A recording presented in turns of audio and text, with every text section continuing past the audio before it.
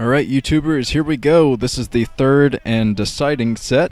The third set on Return of the King, 4-player map between Leta and the Zerg. The winner will move into the round of 16, pending a back injury.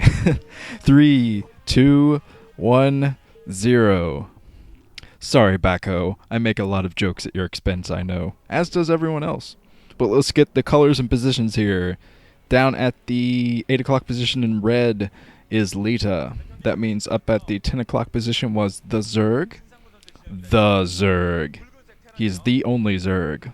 I hate that name. But you know what? There's actually a worse Zerg name out there. There's actually a new Zerg player called Zerg. I'm serious. I've been saying to people recently that I want to see a 2v2, 2 versus 2 match between Zerg and TheZerg versus Yellow and Yellow, like New Yellow and Original Yellow. Actually, that'd probably be pretty awful. But whatever. It'd be funny. For novelty's sake. But looks like the Zerg is scouting the wrong direction, going over to the 2 o'clock position instead of the 8 o'clock position where Leta is. And he is getting up his Overlord, I believe. So he's going for either Overpool or a 12 hatch. We will soon find out. And Leta actually played very well that game. I think he finally woke himself up. He's looking a little bit tired. He's been looking tired in the last couple of games. He's probably up all night practicing or something like that, trying his best to move up here. Of course, he's been practicing for Pro League as well. It looks like the Zerg is going for another very similar strat to his first 2 games. This seems to be somewhat of a pattern I've noticed in the round of 36 players. Some players go for the same strategy in all 3 games. And who knows what the Zerg is going to go for here, but there is the barracks coming up for Leta. He's throwing down his barracks, going to wall in at his main. And Return of the King returning again to the OSL. I think this is the 3rd OSL Return of the King has been in. And it's a good map. I like Return of the King. It's a little bit generic. It's a little bit. A lot of people say it's Zerg friendly, mostly because of this choke right there. That's a very, very wide choke, hard to block off against Zergling run-bys. And the Zerg actually stopped mining gas here, so I think he's going to go speedling here. I think he's going to try to utilize that wide choke and try to push some Zerglings into Leta's main here, while Leta is going for what looks to be a mech build. Yes, I think he's going for another 2 starport build, actually, since he's building his factory to block off his choke. And the Zerg is going out to put down his hatchery right now, and he's going to have those speed upgraded Zerglings out soon enough. The Zerg got just enough gas to get that speedling upgrade for his Zerglings, and he's saved up the rest of the minerals to put down his hatchery.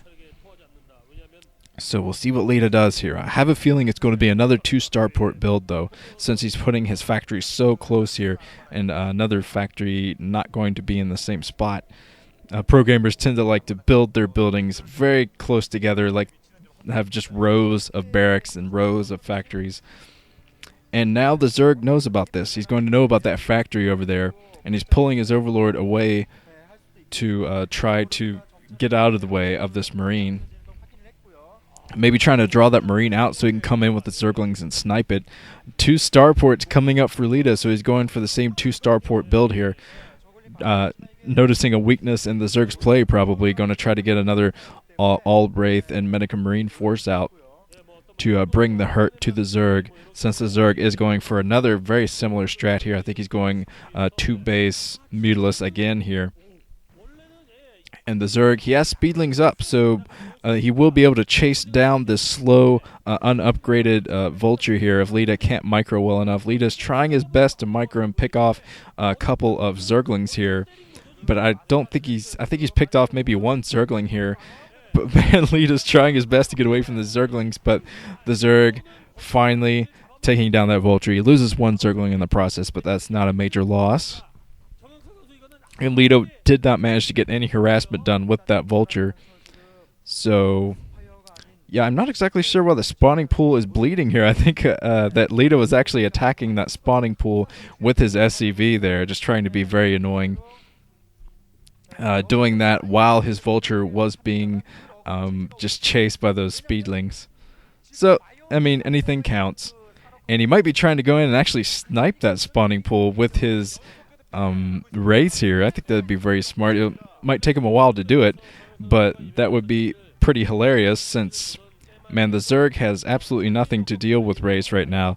He saw those raids with his Zerglings moving down the map right now.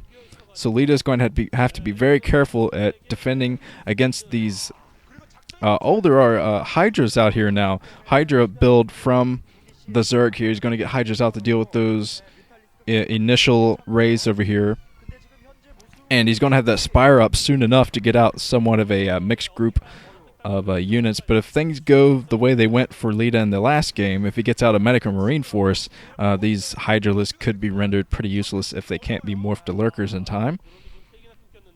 The raid's still out here. Right now, Leta is trying to pick off Overlords. He does pick off one Overlord. He's got one Overlord down. That's less supply for the Zerg, so the Zerg's going to have to pump some more Overlords.